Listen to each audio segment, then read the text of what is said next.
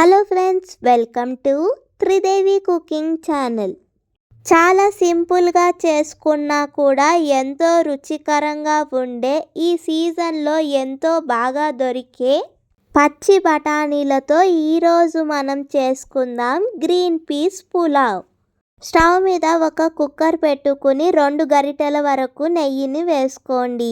ఈ రెసిపీలో నెయ్యి వేసుకుంటేనే ఎంతో రుచికరంగా ఉంటుందని నెయ్యిని మాత్రమే వేసుకోండి.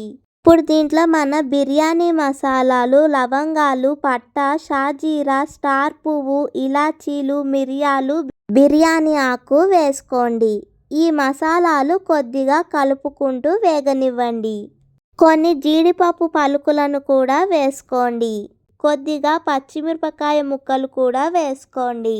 జీడిపప్పు పలుకులు దోర బంగారు రంగులోకి మారేంత వరకు కలుపుతూ వేయించుకోండి.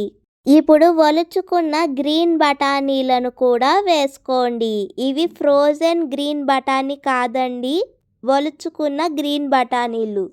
రుచికి సరిపడినంత ఉప్పును కూడా వేసుకోండి. ఉప్పు కూడా బఠానీలకు బాగా పట్టేలాగా కలుపుకోండి. ఒక 10 నిమిషాల వరకు బఠానీలను బాగా వేగనివ్వండి. అరగంట సేపు నానపెట్టుకున్న 2 గ్లాసుల బాస్మతి బియ్యాన్ని ఇప్పుడు వేసుకోండి. బాస్మతి బియ్యాన్ని కూడా నెమ్మదిగా కలుపుకుంటూ ఒక 2-3 నిమిషాల వరకు నెయ్యిలో వేగనివ్వండి. ఈ విధంగా బాస్మతి అన్నాన్ని వేగనివ్వడం వల్ల పొడి పొడిలాడుతూ వస్తుందండి మన గ్రీన్ పీస్ పులావ్. 5 నిమిషాల తర్వాత 2 గ్లాసుల బాస్మతి అన్నానికి గ్లాసున్నర నీళ్లను వేసుకోండి. ఇప్పుడు ఒకసారి కొద్దిగా నెమ్మదిగా కలుపుకోండి. ఇప్పుడు మూత పెట్టుకుని 3 విజిల్స్ వరకు రానివ్వండి. 3 విజిల్స్ వచ్చాక కూడా ఒక 10 నిమిషాల వరకు అలాగే ఉంచండి. 10 నిమిషాల తర్వాత మూత తీసుకుంటే పొడి పొడిలాడుతూ 10 నిమిషాల్లో తయారైపోయే మన easy green peas pulao ready అండి.